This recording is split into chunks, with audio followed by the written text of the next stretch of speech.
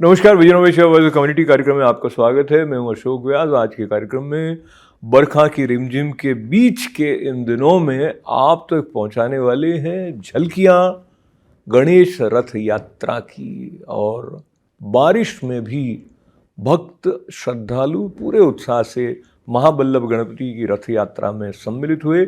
आज आप तक पहुंचाएंगे अंश उस संबोधन का जिसने तहलका मचा दिया है दुनिया में, क्योंकि भारत के पक्ष को प्रखर रूप से रखने के लिए जाने जाने वाले भारत के विदेश मंत्री के संबोधन में कुछ ऐसी बातें कही गई जिनका दूरगामी असर है।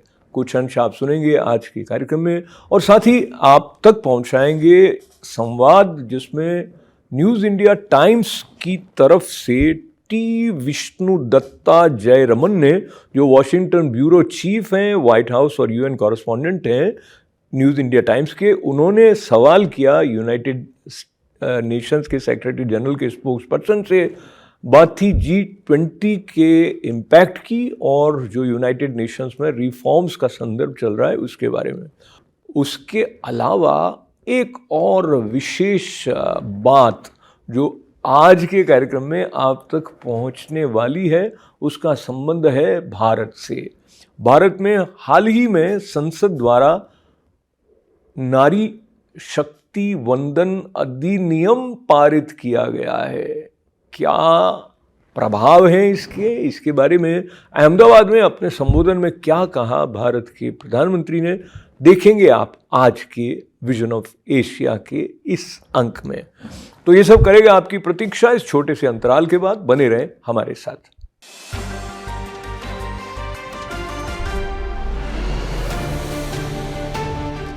आज जहां पूरी दुनिया में चर्चा हो रही है उन बातों की जिनको लेकर बढ़ता है तनाव, वहीं रिमझिम बरखा के बीच में गणेश महोत्सव अमेरिका के कई स्थानों में मनाया गया। न्यूयॉर्क में जहां गणेश महोत्सव मनाए गए, वहीं 9 दिवसीय गणेश उत्सव का समापन हर बरस की तरह रथ यात्रा से फ्लशिंग में संपन्न हुआ। महाबल्लभ गणपति की जय जयकार करने का अवसर और उनके दर्शन करने का अवसर श्रद्धालुओं को मिला रिमझिम फुहार के बीच। पेश है कुछ झलकियां।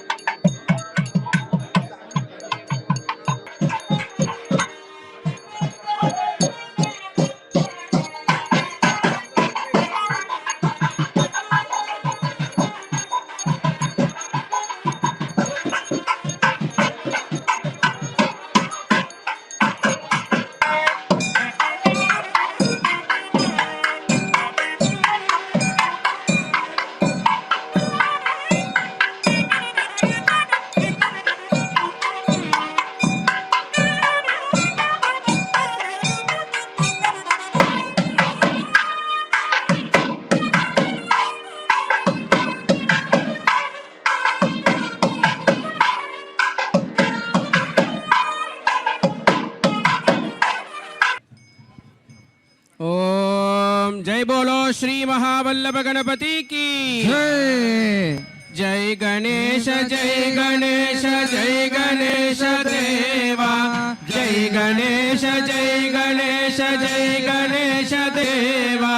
निर्धन को माया सूर श्याम शरण आज सफल कीजे सेवा, सूर श्याम शरण आज सफल कीजे सेवा। माता जाकी पार्वती पिता महादेवा, माता जाकी पार्वती पिता महादेवा। जय गणेश जय गणेश जय गणेश देवा, जय गणेश जय गणेश जय गणेश देवा। माता जाकी पार्वती पिता महादेवा, माता जाकी पार्वती पिता महादेवा। जय बोलो श्री महावल्लभ गणपति की, गणपति बप्पा मंगल मूर्ति।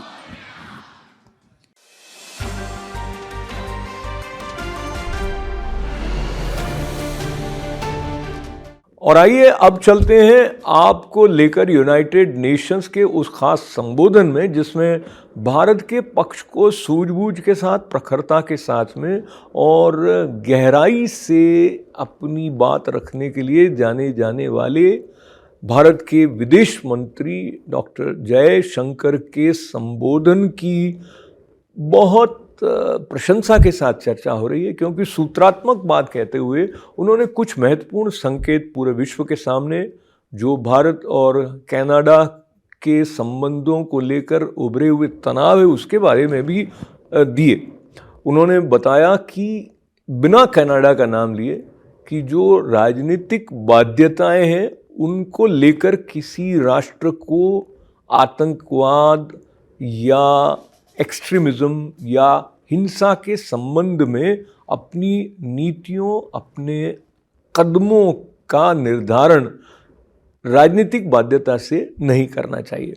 प्रस्तुत है जयशंकर जी के यूनाइटेड नेशंस के संबोधन के अंश, जिसमें आप ये भी गौर करेंगे कि प्रारंभ उन्होंने करते हुए कहा नमस्ते फ्रॉम भारत, जिसकी भी भारत में बड़ी चर्चा हो रही है क्योंकि इंडिया और भारत चर्चा के विषय बने हुए हैं।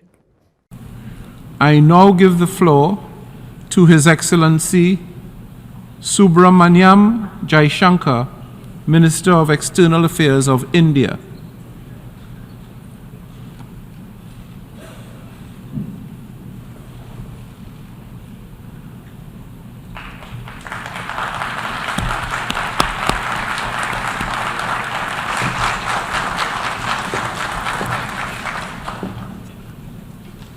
Mr. President, Excellencies, distinguished members of the General Assembly, Namaste from Bharat.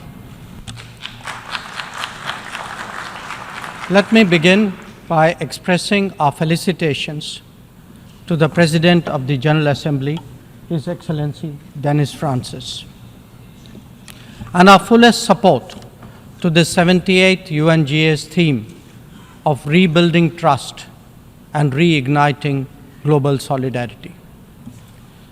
This is an occasion to take stock of our achievements and challenges, even while sharing our aspirations and goals. And indeed, in regard to both, there is much that India has to share. Mr. President, the world is witnessing an exceptional period of turmoil. As it is, structural inequities and uneven development have imposed burdens on the global south. But stresses have been aggravated by the impact of the COVID-19 pandemic and the repercussions of ongoing conflicts, tensions, and disputes. As a result, socio-economic gains of recent years have been rolled back, resources for sustainable development are severely challenged, and many countries really struggle to make ends meet. After all, the Global Multidimensional Poverty Index records that we have halved the global MPI value in the last 15 years, lifting 415 million people out of poverty. That progress has now moved on to a higher level with ambitious socio-economic initiatives covering financial inclusion, food and nutrition, health and water supply, as well as energy and housing. We are seeking to demonstrate that social welfare need not be the sole prerogative of the developed world. Excellencies, programs underway in India highlight the transformational role of digital delivery of public goods. It has facilitated scaling up, it has enhanced efficiency, and it has combated corruption. The national objective of leaving no one behind is forging ahead in so many dimensions. Moreover, the democratization of technology has opened mindsets, instilled confidence, and inspired innovations. Excellencies, in our deliberations, we often advocate the promotion of a rules-based order. From time to time, respect for the UN Charter is also invoked. But for all the talk, it is still a few nations who shape the agenda and seek to define the norms. This cannot go on indefinitely, nor will it go unchallenged. A fair, equitable, and democratic order will surely emerge once we all put our minds to it. And for a start, that means ensuring that rule makers do not subjugate rule takers. After all, rules will work only when they apply equally to all. Mr. President, we must never again allow an injustice like vaccine apartheid to recur. Climate action, too, cannot continue to witness an evasion of historical responsibilities. The power of markets should not be utilized to steer food and energy from the needy to the wealthy. Nor must we countenance that political convenience determines responses to terrorism, extremism, and violence. Similarly, respect for territorial integrity and non-interference in internal affairs cannot be exercises in cherry-picking. When reality departs from the rhetoric, we must have the courage to call it out. Without genuine solidarity, there can never be real trust. This is very much the sentiment of the Global South. Next year, the United Nations will be hosting the Summit of the Future. This should serve as a serious opportunity to drive change, champion fairness, and reform multilateralism, including the expansion of the Security Council memberships. We must address global challenges imbued with the conviction that we are one Earth and one family with one future. Excellencies, friends, India has entered the Amrit Kal, a quarter century where greater progress and transformation awaits us. We are confident that our talent and creativity, now so visibly unleashed, will power us forward. The world saw a glimpse of what is to come when our Chandrayaan-3 landed on the moon. Today, our message to the world is in digitally enabled governance and delivery, in the widening ambit of amenities and services, in rapidly growing infrastructure, and in our energetic startup culture. It is visible too in vibrant cultural expressions, such as in the arts, yoga, wellness, and lifestyle. Our latest assertion is in a path-breaking legislation to reserve 1/3 of the seats for women in our legislatures. Mr. President, I speak for a society where ancient traditions of democracy have struck deep modern roots. As a result, our thinking, approaches, and actions are now more grounded and authentic. As a civilizational polity that embraces modernity, we bring both tradition and technology equally confidently to the table. It is this fusion that today defines India, that is Bharat. I thank you, Mr. President.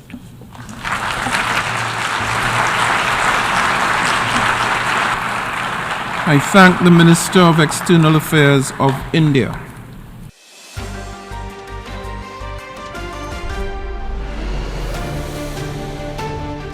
United Nations के संदर्भ को जारी रखते हुए United Nations general secretary के प्रवक्ता के साथ एक संवाददाता सम्मेलन में टी विष्णु दत्त जयरमन, जो Washington bureau chief, white house और यूनाइटेड नेशंस कॉरेस्पॉन्डेंट हैं न्यूज़ इंडिया टाइम्स के, उन्होंने भी सवाल किया G20 देशों का जो सम्मेलन हुआ था नई दिल्ली में उसके बारे में और यूनाइटेड नेशंस में आगामी जो रिफॉर्म्स की बात हो रही है उसके बारे में।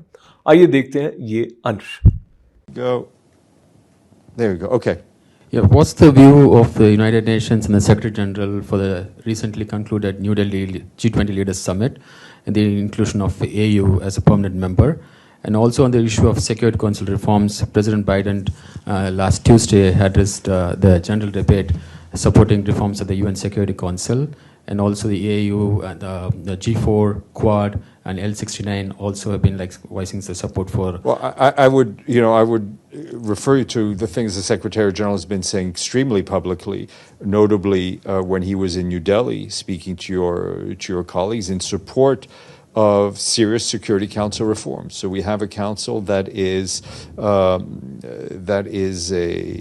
reflective of the world of 2023 and not 1945. And I think he's been very clear for a long time and very forceful on that. I think on the G20, I think we've expressed ourselves right after. I mean, so I've really nothing to add to what we've already said on that.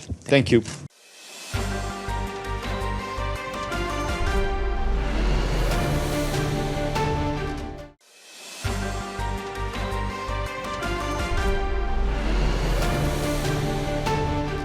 और अब vision of Asia world community कार्यक्रम का समापन करते हुए हम आपको लिए चलते हैं उस संबोधन की तरफ जिसमें भारत के प्रधानमंत्री नरेंद्र मोदी जी ने अहमदाबाद में नारी शक्ति बंधन अधिनियम के अभिनंदन के बारे में संबोधन किया।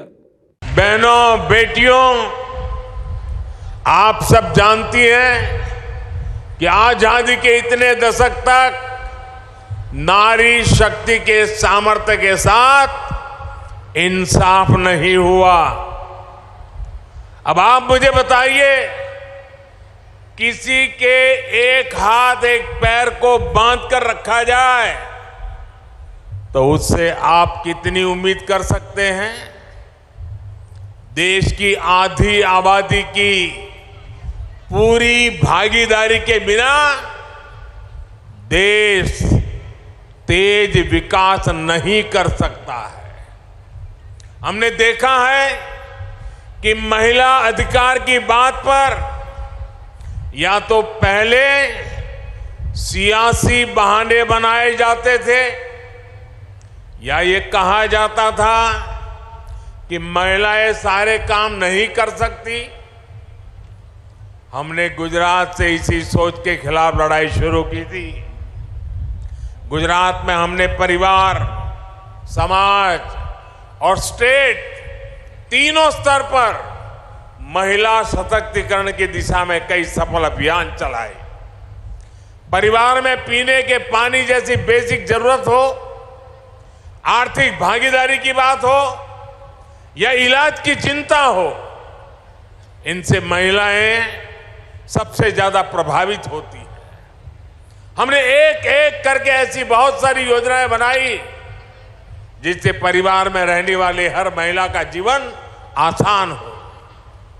सामाजिक स्तर पर बहनों बेटियों को बराबरी दिलाने के लिए, उनकी शिक्षा के लिए हमने कन्या केळवणी अभियान गुजरात में हर जून महीने में चलाते थे। स्टेट लेवल पर राजनीति में और प्रशासन में उनकी भागीदारी सुनिश्चित की गई। गुजरात में स्थानीय निकायों में महिलाओं के लिए 50% आरक्षण की व्यवस्था के बारे में हम सबको पता है। आप में से ज्यादातर बहनें ये भी जानती है कि मैंने हर स्तर पर महिलाओं का प्रतिनिधित्व बढ़ाने के लिए समरस पंचायत ये प्रयोग शुरू किया था। हमने तय किया था कि जिन पंचायतों में प्रधान के लिए महिला के लिए आरक्षण होगा, अगर उस पंचायत में सभी महिलाएं जीत करके आएगी तो उस समरस गांव में हम अतिरिक्त बजट देंगे, अतिरिक्त पैसे देंगे ताकि महिलाओं के नेतृत्व में विकास हो। और हमने देखा कि बहुत बड़ी तादाद में हमारे पंचायतों में सभी सदस्य महिला चुनने लग गई और महिलाओं ने विकास के इस काम को पाई का सही उपयोग करके अमल में लाया। हमने ये भी तय किया कि समरस पंचायतों में हम महिला अधिकारियों को ही नियुक्त करने का प्रयास करेंगे। माताओं बहनों, महिलाओं की भागीदारी के लिए, उनके आरक्षण के लिए ये निर्णय केवल सरकारी नियम कानूनों तक ही सीमित रहे हो ऐसा नहीं है। बीजेपी ने एक जिम्मेदार राजनीतिक दल के रूप में भी कई निर्णय लिए और नई राजनीतिक परंपराओं को शुरू किया।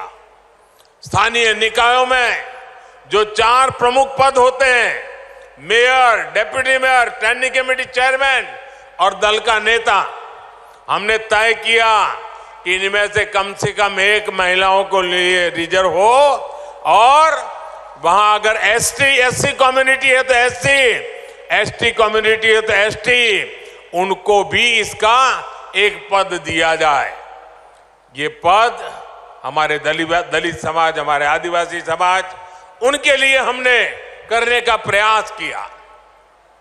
गुजरात में ये जो सफल प्रयोग हमने किए, इससे हमें महिलाओं के लिए काम करने का एक अनुभव भी मिला, आत्मविश्वास भी मिला।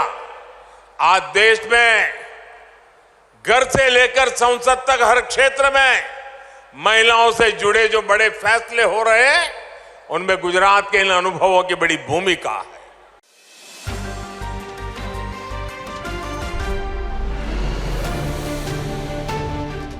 और अब आज का विजन विषय बहुत कम्युनिटी कार्यक्रम समाप्त करने से पहले आपको याद दिला दें, आप हमारे कार्यक्रम के साथ जुड़े रहने का अवसर पा सकते हैं हमारे फेसबुक पेज पर और हमारे यूट्यूब चैनल को सब्सक्राइब करके। लिखने का काम जारी रखें events@itbgold.com पर। अशोक व्यास को अनुमति दें। अपना ख्याल रखें। नमस्कार।